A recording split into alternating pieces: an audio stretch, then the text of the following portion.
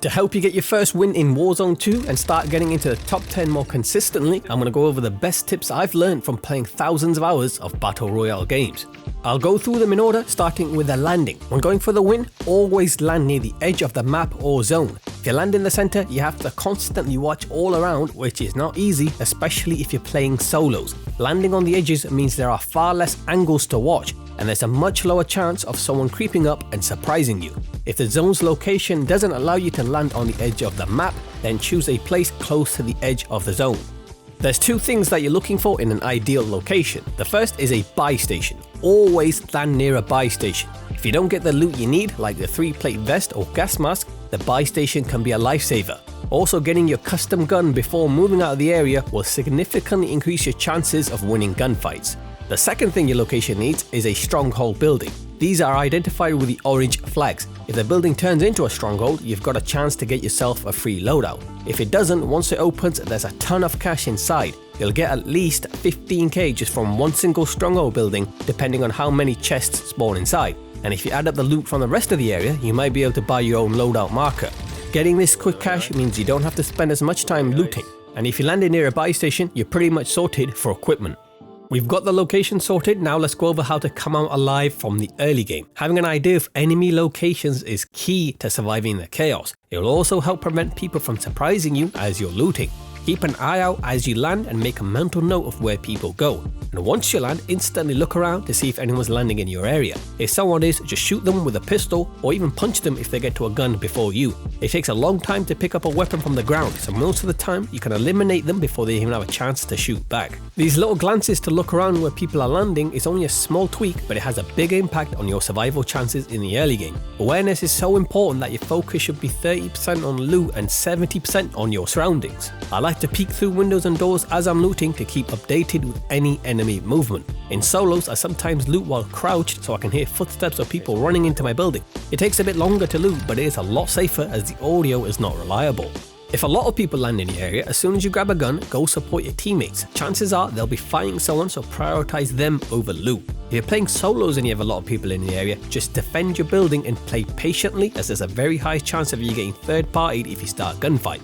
Also be careful when moving out of your building. If someone scouted you out, they'll be waiting for you to exit and make a move into another structure. That's the best time for them to take you out, as it's risky for them to come charging in, so they'll just wait for you. From the landing area in early game, your aim is to come out with 3-plate armor and at least one custom gun. If you're not getting them because there's not enough loot, change locations and try elsewhere. But do avoid highly populated areas. You still want to land with some enemies to work on your gunfight skills, but you don't want to be overwhelmed.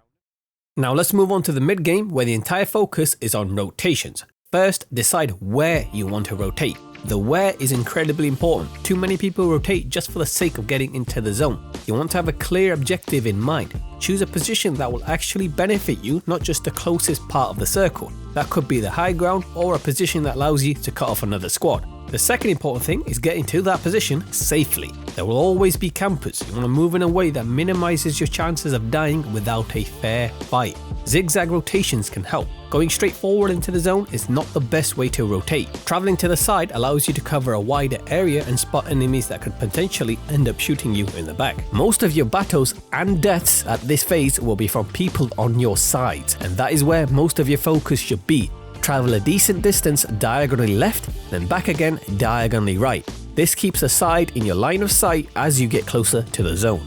The next important thing is your distance to the gas as you're rotating. Smart players use the gas to flush out campers from behind, but stay too close to the gas and you'll die if you get into a gunfight.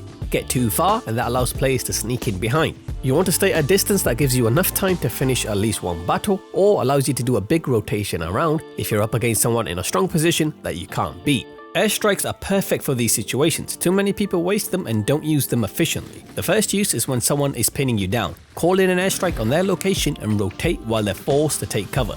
The second efficient use is when you knock someone down. Instantly call an airstrike and you'll eliminate someone without needing to push in. Also, gas masks are important. They are lifesavers in the mid and end game, allowing you to dip into the gas to sneak around or even use the gas to top up your plates if you get shot. One last tip for the mid game is to use high ground locations such as buildings to scout for enemies as you're rotating, even if it's just a little bit of an elevation.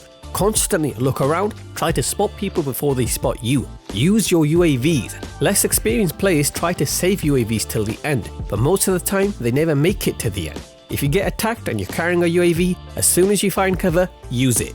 Recon and bomb drones can also be valuable tools to scout with, so make sure you're picking them up and actually using them.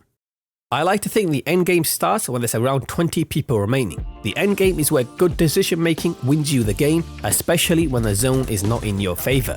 Do not shoot at someone across the zone that isn't an immediate threat to you. Always prioritise the biggest threat. That could be someone on the roof of the building you're in, or someone that's waiting for you to leave cover and make a run for the zone. These players are the danger, not the people engaged in their own battles across the map. Prioritize the enemies that are close to you or the ones that know where you are. The only time to shoot people across the zone is if they're shooting at you, or if you're on a high ground without anyone nearby, then you can pop them with a sniper to waste their plates. Learn to pick your battles carefully. Prioritize positioning over kills. Try to take the high ground as much as possible. If you can't get the high ground, go to a location with the best cover and let people eliminate each other while you wait for the right opportunity to pick off your targets. Focus on your position and who might become a threat to you as the zone shifts. Sometimes it's better to push people, sometimes it's better to stay back and play the zone. As you get more experience with the endgame, you'll know when to be aggressive and when to turn down that aggression.